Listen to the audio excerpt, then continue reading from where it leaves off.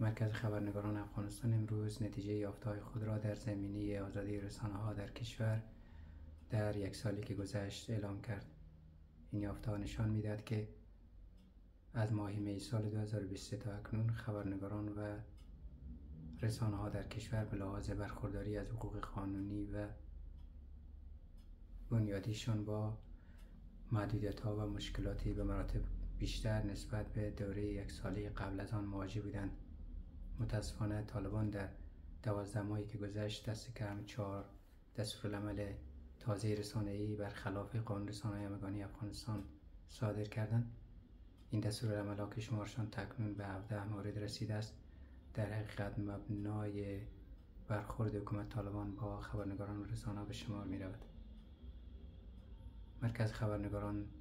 در 12 ماه گذشته 136 رویداد نقض حقوق خبرنگاران و رسانه‌ها را ثبت کرده که شامل 72 مورد تهدید و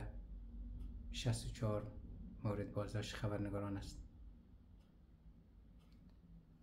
آماری که ما ثبت کردیم نسبت به دوره مشابه یک ساله قبل از آن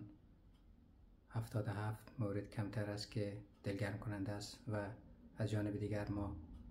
در 12 ماه اخیر شاهد تحول مثبت هم بودیم و آن اینکه خوشبختانه هیچ رویداد حمله هدفمند بر خبرنگاران و رسانه‌ها صورت نگرفت و هیچ موردی از جان باختن خبرنگاران و یا آسیب جسمی به آنها را ما گزارش نکردیم. از جانب دیگر دیده میشه که در کنار اداره استخبارات روند مداخله دیگر نهادهای غیر مسئول از جمله وزارت امر معروف در امور رسانه‌ها افزایش یافته